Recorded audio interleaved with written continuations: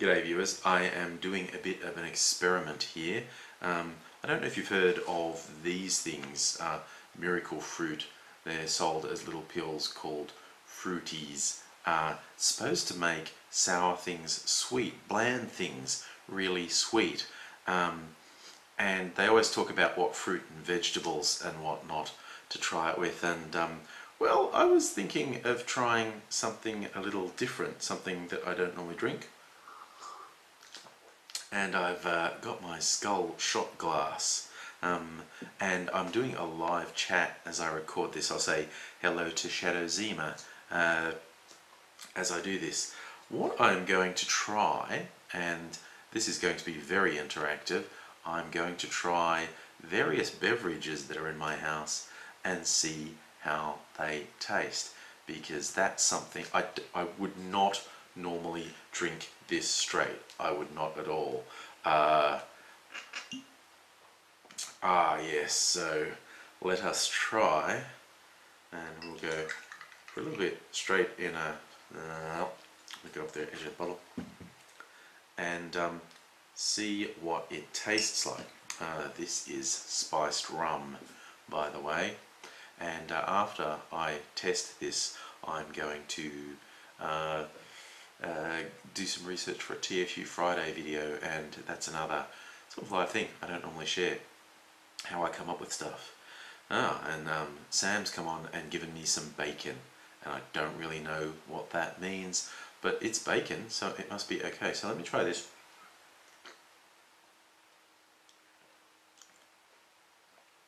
That's interesting. I'm not sure if this is something that the miracle fruit can actually do anything with.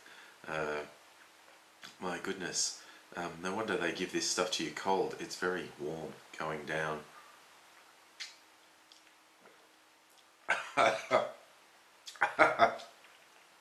Oh my lordy, what a lightweight, they all say. Yes, I am. I don't drink straight drinks like that.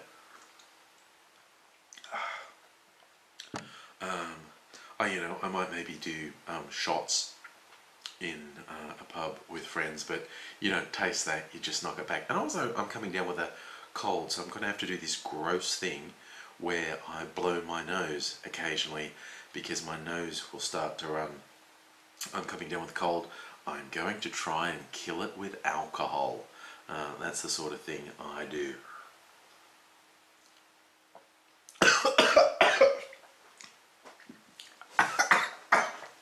Oh my god.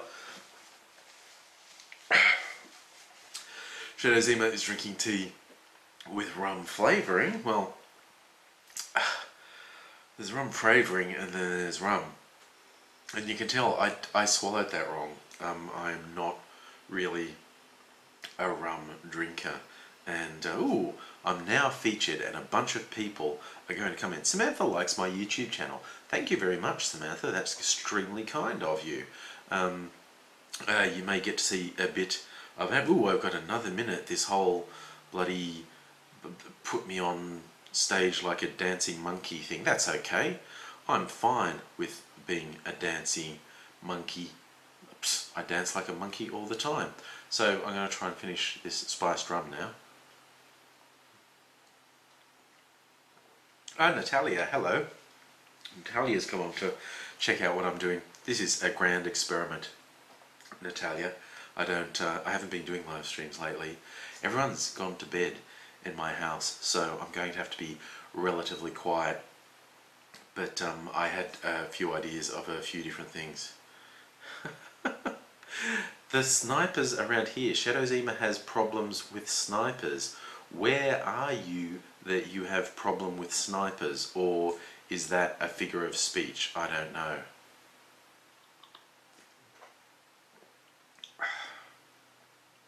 There you go. I was able to drink that without choking, which is a minor achievement on my part. Okay. The weird thing is, for this experiment to be a proper experiment, I should have done a control ahead of time and tasted these beverages without the miracle fruit in place, and I didn't, so I don't know if it's having an effect. Oh, right, okay. Thank you, Shadowzima. Snipers, the way you now works is people vote to keep you on and off and on, and some people wait till the last second and then they say no, and people don't realise what's happening, get knocked off because they think it's funny. That's what people are like. Yes, Natalia's saying she used to broadcast, doesn't I used to at least once a week, and then circumstances changed and I hardly ever do anymore. And I have a bogus copyright claim on my YouTube channel at the moment, so I can't live stream through YouTube. So that's a bit of a to-do, a how do you do right there. Until I get that resolved, I can't do live streams on YouTube or Google+. It's basically the same thing. So I was trying to do things this way. Alright, now I'm going to try and taste this. I really should have done a control. This is Wild Turkey American Honey. Yay! It's a sweeter version of Wild Turkey. This is just all the this is like stuff that's on the shelf. I don't drink this stuff all the time or even often, so it always hangs around for a long time.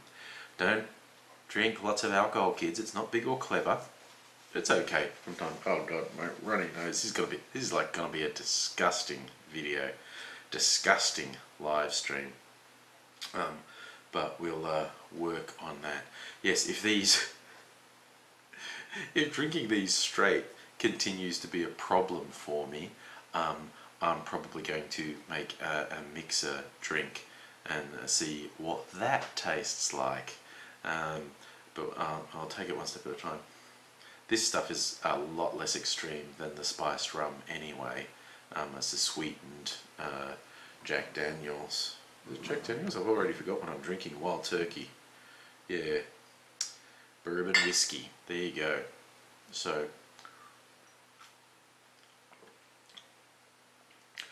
that actually barely tastes like alcohol, so it's not as hardcore as the spiced rum. So maybe the miracle fruit is actually helping with that. I was going to do a video with the miracle fruit and like with fruit and veg, like they say to, like just try it with some fruit and veg. I mean, everyone does it fruit and veg. Why don't I try it with alcoholic beverages and see what difference that makes? So that's an interesting taste. But again, as I was saying before, I didn't do a control of drinking it without the fruities, so I have no idea how much effect the fruities are having on the taste. Oh dear, how will I ever know? So maybe I will just have to drink more another day. Ooh, I got another minute, and we're back to the zeros again. Yay, vote me for another minute. Yay, yay. This is a weird concept of a show. Okay, I got a bunch of thumbs up. Thanks everyone. So I'm still in. Natalia's going off to edit. Have fun as YouTubers do. Yes.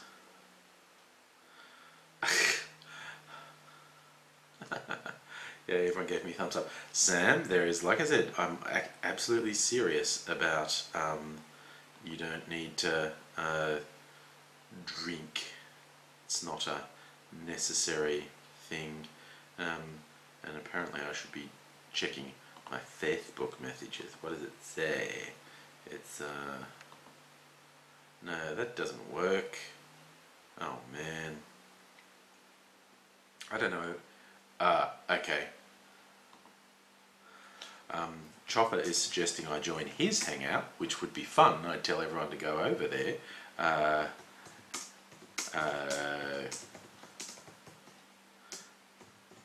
But I don't know if I can even join because of the copyright strike. Which, incidentally, if you're wondering, is not a real one. It's a bogus one. What happened years ago, I set up a YouTube account for a charity, World AIDS Day charity. They're doing a concert in Federation Square. The channel's called World AIDS Day Concert. It's like 4 or 5 years ago. And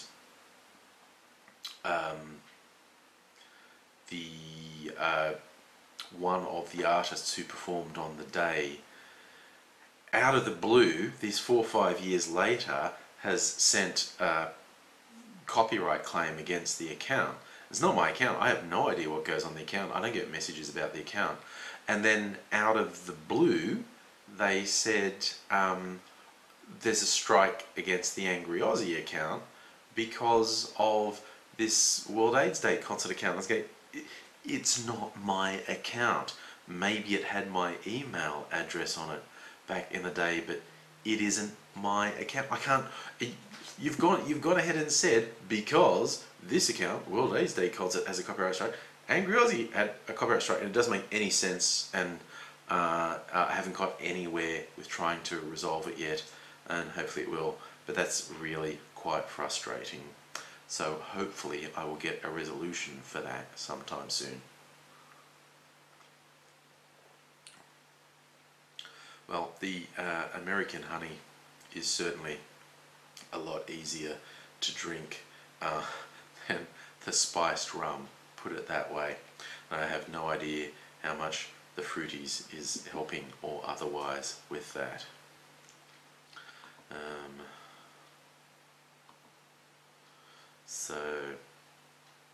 But I will keep checking. This is normally if I talk straight to camera for a YouTube and I'm recording this for YouTube, I wouldn't have these pauses and the weird aimlessness, but I'm doing a live stream as well, which distracts me. And so apologies if you're watching this back. Maybe I'll edit it, maybe not. That would be much. Yeah, so we shall see. Now, going back to this live stream, what's happening? So, Giving Heroes Live. Oh no, another minute. The evil 8-ball. I still have the magic 8-ball. Oh my god, it's actually just over there. I thought, didn't I see it in the cat's play yard? The magic 8-ball is just over there. So, I think I can't just keep drinking these drinks. It's this weird cloying taste in my throat. I maybe need, I need a chip or something to balance it out. And I have some. I'm gonna be back in 1 second to get a chip.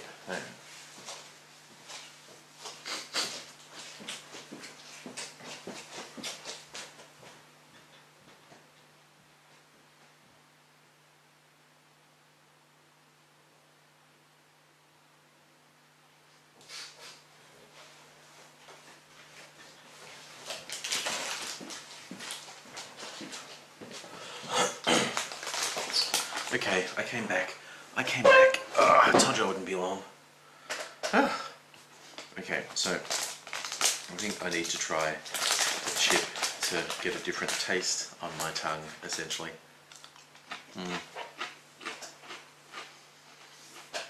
Hey, that tastes better, actually. Okay. Cleaning my palate with a little, like, rice chip.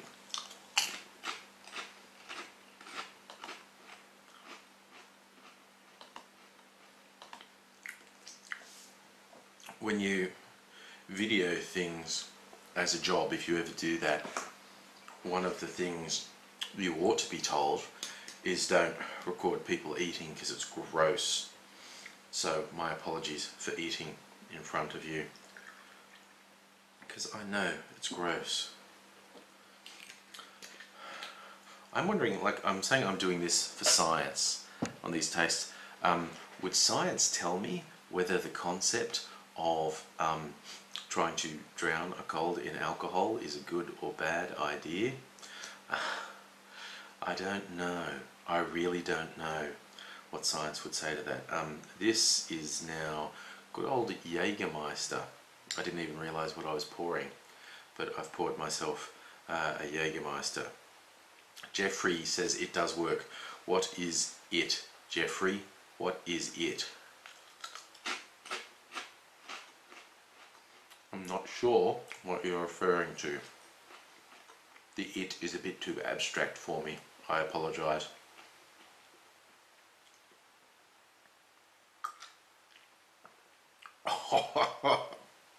Okay. The Magic Fruity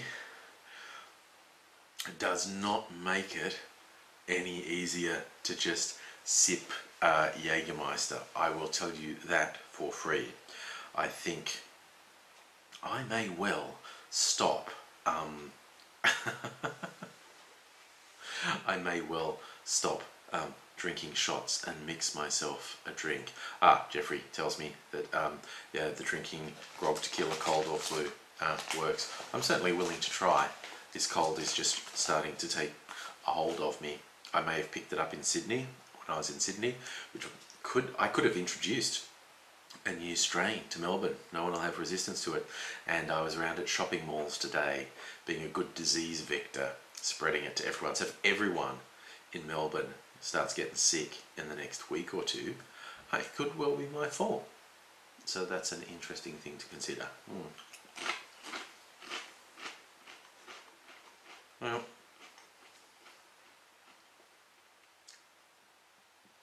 I mean, you know, all I can say is I'm just one man and with a drink in my hand.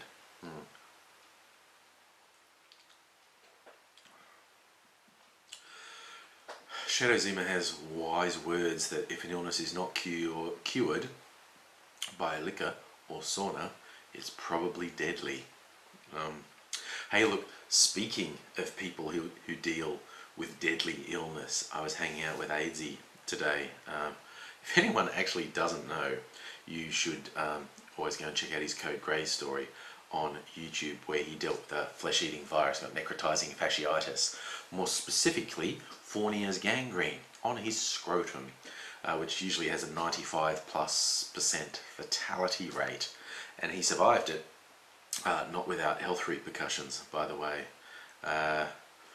Doug is pointing out that since a cold is a virus that actually doesn't have a cure, the alcohol would only be masking or alleviating symptoms, not curing it. I'm okay with that. I'm completely okay with that in the meantime. But yes, as I was saying, AIDSy had a flesh-eating virus. And I managed to cheer him up today because Shadow Zima knows what I'm talking about.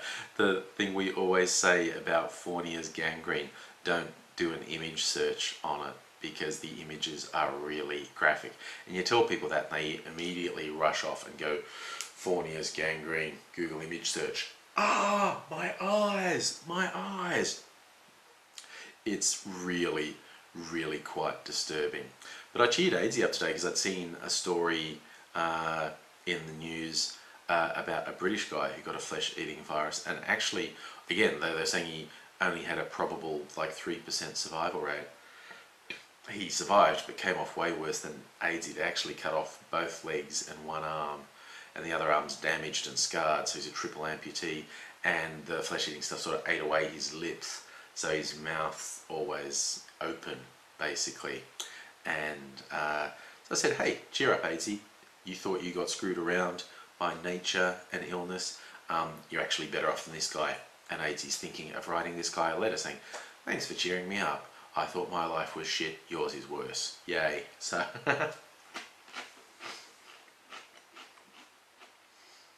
Jeffrey bravely says he's jumping on Google Images to look up Fournier's gangrene. Yeah, if that's your thing, go for it. I had friends who, in the deep dark past before the internet, there was things like the State Library and university libraries where you could look up medical textbooks for gross pictures. Anais, hello Anais, I'm Andrew from Australia, known on YouTube as Angry Aussie, and I'm here conducting a science experiment. Does miracle fruit make the taste of strong liquor any more palatable? And I honestly think the answer is probably no. So rather than continuing with trying to drink it straight, which is not, I'm a girly man, I don't drink hard liquor straight, I mix it. I'm going to do a mixed drink straight after this. Sam wants to know, YouTube meeting in Sydney. Oh, right. No, I have been in Sydney. I was actually getting training from YouTube in one of their training courses in, it's like the techniques and tricks of the trade on YouTube in how to grow your audience. And I have finished this, I get accreditation, and I can share that with people, so I can be a mentor. Thank you, Aeneas, for becoming a fan. I am most appreciative of that. Very kind of you. So,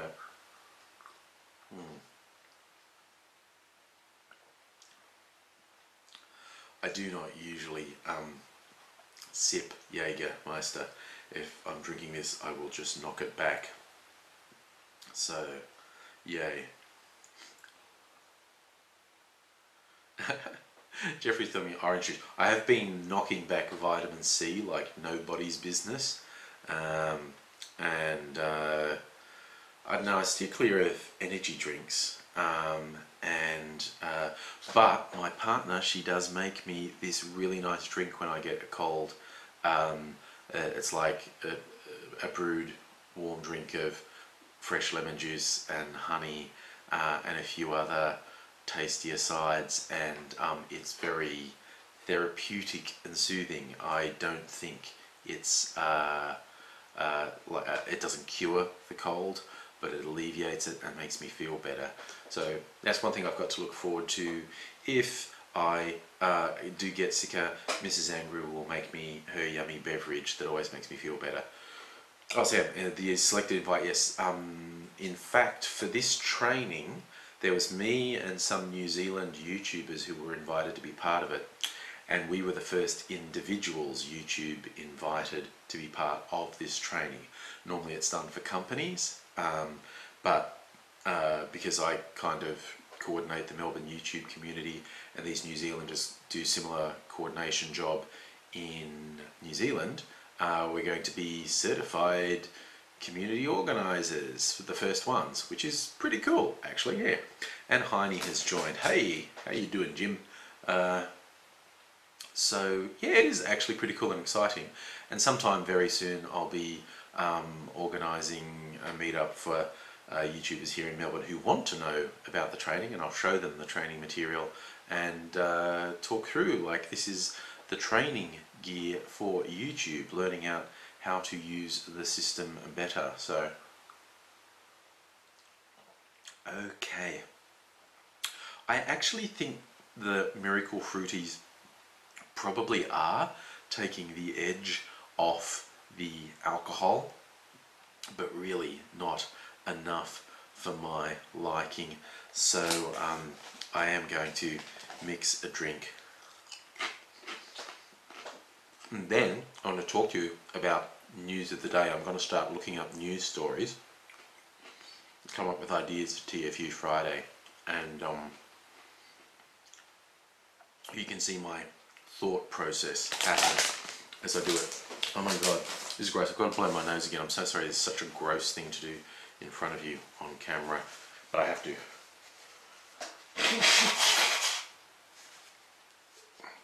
So, gross, sorry, gross. I probably should have gone off side camera to do that.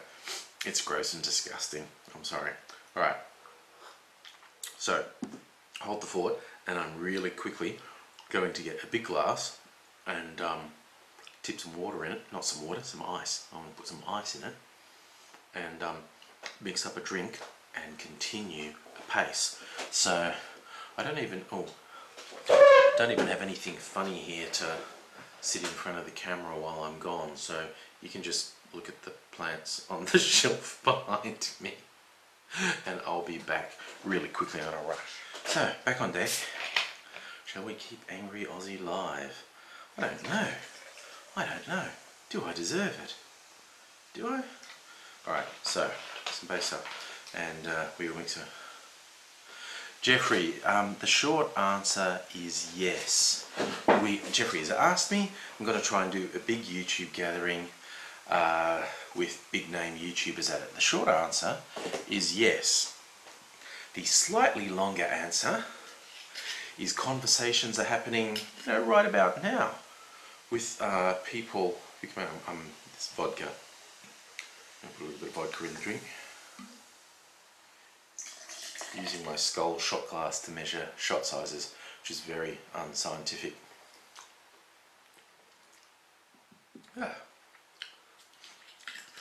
Actually, that didn't taste too bad. I just licked the dribble off the end there. And let's do this. What else will I put in? I will put in a bit of this, more of the space drum. So what have I said about a YouTube gathering? I said yes, we want to make it happen. Slightly longer is talking with people about it now. Even slightly longer is it's very likely you're going to hear news before the end of April, so sometime in the next month. Sometime from the next couple of weeks to the next month, you will probably hear news about that. And here's the topper, the Green Fairy, some absinthe. Don't believe the hype about absinthe. It's not dangerous. It doesn't make you hallucinate or go crazy or anything like that. It's just another alcoholic beverage. Much higher alcohol concentration. This is only 60%. Most spirits are 30, 35, 40%. This is 60, which is low for absinthe. Some absinthes are 80% or even 90% alcohol. And it's got a nice aniseed licorice flavour in it. I'll put a bit of that. It's like a cocktail I'm mixing up now. There's probably enough alcohol for me. So yes, for those who like YouTube gatherings, there probably will be one, a big one, at least one big one with international stars this year. At this early stage, I really couldn't tell you any details as in who the people would be, what type of event it would be, where it would be, what the venue would be, but there are talks going on with a whole bunch of people who really want it to happen, and most importantly, people with money, because these things cost money. And if you want to know how much money to put on a middle to large sized event that has international YouTubers coming to it and has all the bells and whistles for the fans and the people attending, you better have a couple $100,000 at your disposal, to put it quite simply. So yeah, that was the big bit we needed with Explode, someone with that much money. And that may well actually happen. Yeah, Jeffrey, the idea of crowdfunding Kickstarter possible in Australia, it has complications. Well, look, let's talk it through. What you're trying to get with an event like this is some big name people to commit to it and promote it and say, I'm going to be there. If you're crowdfunding it, they're not actually, what's happening? What are they committing to? Unless you have a really close relationship with them and they're really invested in it, it's very hard to convince them that they should, hey, yeah, just tell fans there's this thing that may or may not happen and they should subscribe to the crowdfunding thing. It's much easier said than done. And the second complication with crowdfunding is when you go for a venue. And the majority of venues, particularly bigger venues in Australia, where you would want to have an event like this, are tied to a monopoly contract with a ticketing contractor like Ticketmaster, for instance. They're one of the big ones. And those ticketing agencies have no interest in your little plans of sort of raising the money through crowdfunding. They essentially like, yeah, why should we care? Really? Why should we care? No, just do it the normal way. So while a crowdfunding campaign is not out of the question, and actually has quite a few things to recommend it, it is more difficult than it might seem at first glance to do it. So yeah, and as Sam has just said in the chat, that might sound unprofessional as well.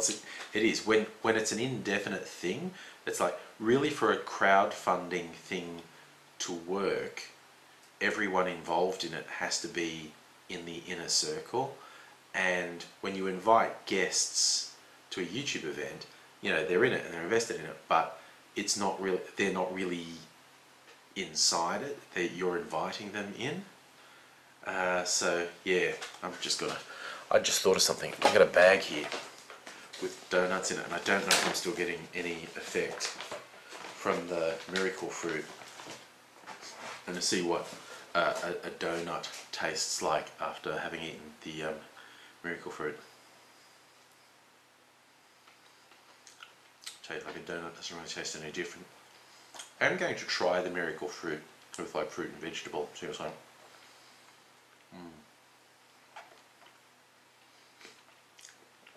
Shadow Zima, when you say here, where are you? I'm not sure what country you're. We're now talking about the legality of crowdfunding, and I don't know if you're talking about Australia. I know a lot of people in Australia are unsure about a lot of the implications with crowdfunding. Okay, Shadow Zima is in Finland. Yep. There can be lots of vagaries in local laws, and with things changing so fast on the internet, laws don't always keep up with it.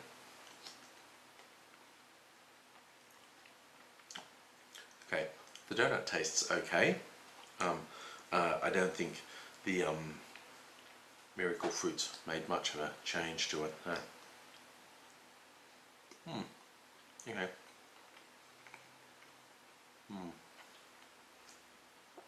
Put that down.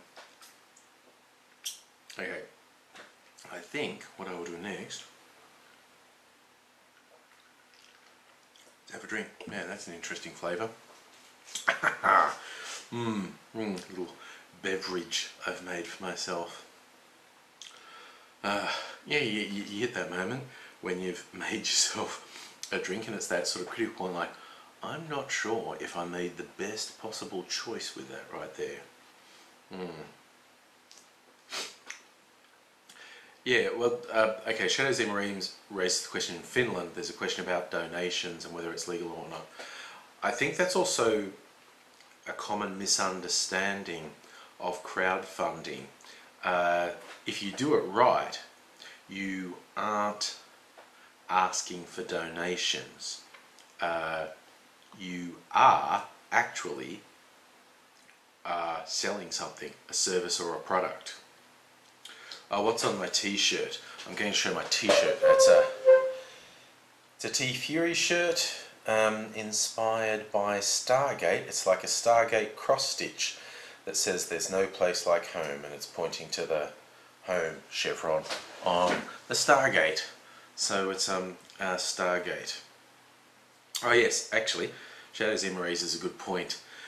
Wikipedia asking for donations would be at the very least skirting the law in a lot of countries. So it really depends how you do it. So,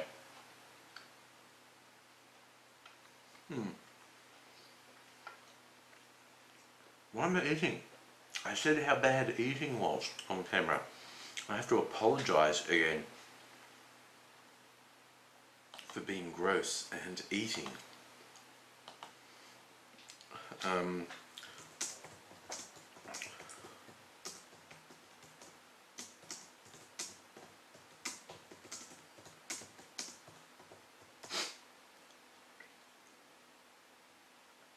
Okay, so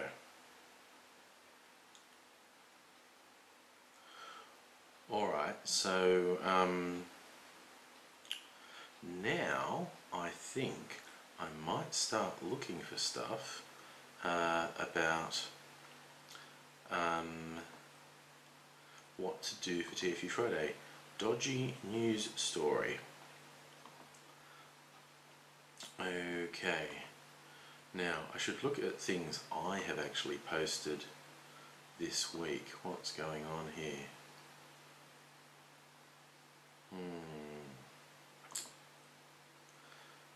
So I've probably posted some links this week already, and let me see. Does anyone actually, okay, anyone watching now, does anyone have some ideas? Sue K became a fan of Angry Aussie. That's very good of you, Sue K. And I'm suddenly wondering who Sue K might be, who might have seen me put this on Facebook and might be someone I know fairly well. Or it could be just a complete new person, someone I haven't known my entire life. So. Sam, have I made a video about the plane, the missing one? That is a good point. I was going around with Aidsy today, just with the GoPro on, and because that was the first thing that we thought of. And I will go, what's TFU with the plane? I mean, it's very, very unfortunate for everyone who was lost on that plane, but some of the idiot conspiracy theories going on about the plane are just ridiculous. I mean, something's happened. It's diverted, apparently deliberately. Whether it was hijacked, whether it was the crew who did it with some intent in mind, the plane has deliberately been moved off course. There are a whole bunch of things that could have happened. People have posited there are certain fires, electrical fires, that do happen on planes that could have overcome the crew very quickly with smoke, and they lost consciousness, and if the plane was on autopilot it would have kept flying till it ran out of fuel. But in simple terms, with the missing plane, the idea of it landing somewhere safely, unseen, is fucking ridiculous. It needs a really big runway, and the various really big runways, you have to cross all sorts of protected airspace. The idea that it could have done that without being seen is absolutely ridiculous. Yeah, Jeff pointing out, it's like the idea that the plane's gone to Kazakhstan, it's being refueled and turned into a bomb and is going to go somewhere. That simply isn't real. Look, I will admit there's a tiny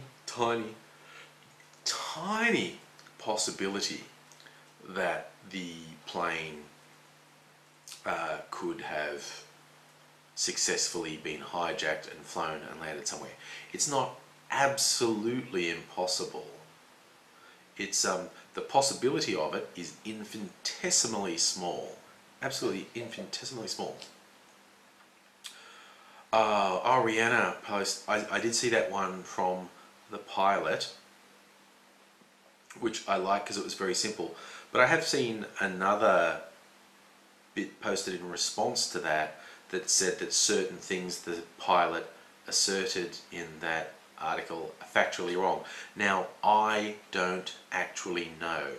I'm just saying the pilot asserted that he thinks it's very simple. There's an electrical fire. The crew tried to navigate for an emergency landing but were overcome by the smoke and never regained consciousness, and the plane just flew on autopilot till it ran out of fuel and then crashed into the ocean.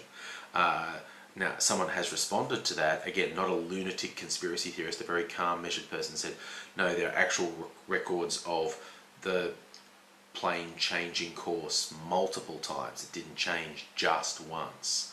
But whatever happened, whether it was hijacked, whether it was good intentions of the crew, whether it was bad intentions of the crew, the concept that anything ended up happening to the plane but it crashing somewhere really isolated, are just ridiculous. The only logical thing to think is the plane has crashed somewhere. Eventually it's run out of fuel and it's crashed, or people in control have lost control and it's crashed. None of those crazy conspiracy theories make any sense at all.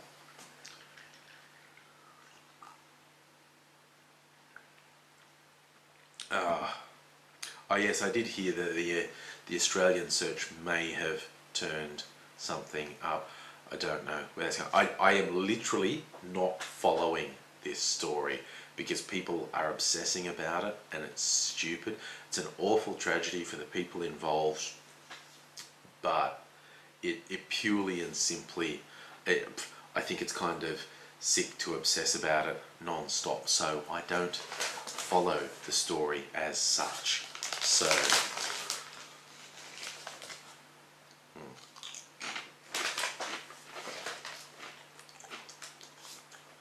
Puerto Vieja, I probably pronounced that very, very badly, but I agree with you completely. The worst thing about this missing plane is the self-appointed experts. Like when I was talking to someone about it, I said, I've read this and this, but I don't know enough about it to know if this is real. Because the Malaysian authorities screwed it up so badly. They gave wrong information, they withheld information, they contradicted themselves. And so that's, even if you're not conspiracy minded, that's confusing. If you're conspiracy minded, that's a massive conspiracy. But yeah, all the people just suddenly becoming aviation experts and saying, no, this happened. So the whole thing about altitude changes and course changes, it's really hard to know what in that is true because the Malaysians have been withholding information, changing information. It's just, you know, crazy. Oh yes, aliens. A lot of people went straight for aliens. The plane vanished, aliens got it. Hey, why not? So, you know, what's that meme they do? That freaky guy from the Discovery Channel or whatever with the hair everywhere? Aliens. That's the answer for everything, it's aliens. So, it could be that. Oh good lord, I have now been told by Jeffrey that apparently a British bookmaker is taking odds on the outcome of the Oscar Pistorius murder trial. I would agree that is sick and morbid. And this actually brings me to one point that a lot of people either aren't aware of or forget. I tend to not talk about stories that involve death, particularly in sort of really tragic ways, particularly if it involves kids or whatnot. I just don't like to be seen, even the possibility of being seen, of cashing in on someone else's misfortune. And so I tend to avoid the big tragedies because I think that's a bit morbid, trying to cash in on that. In terms of what I want to talk about, what I want to go on about for TFU, yeah, I think I probably want to have another go at the Abbott government, just because they suck so much. Oh dear. Yeah, Rihanna's right. This is actually a live version of Lost. The plane getting lost. They're on a secret island somewhere. It's the Lost TV show. But for real, Tim, your chat is working. I see that you're writing. You think your chat is working. It is for me. So yeah. So look, I'm going to now step you through. This is the process I go through to find things out. Sorry, Ree, what are you saying? I never stopped. What? That sounds dirty. I hope it's dirty. I like it when Rihanna talks dirty to me. That's something I like. Yes. I often go to Boing Boing, boingboing.net, if you've never seen it. Curates links and discusses things that are happening online and links you to interesting things. Not like that really fucking ordinary one that people keep posting to on Facebook that is, just uses other people's content, and I hate that so much. But I will often go to sites like Boing Boing, fark.com, and sometimes even reddit.com. I look at world news or politics news on there to see what's happening. And is there? Yeah, okay, my nose is blocking up again. I'm going to have to be gross and blow my nose again in a second. I feel like I have to continually apologise for that because it is so disgusting. Oh, now it's tickling my nose and I'm going to sneeze as well. Ugh. Teachers told not to use red ink to mark homework because of negative connotations. Oh, I'm just going to say, I'm going to blow my nose.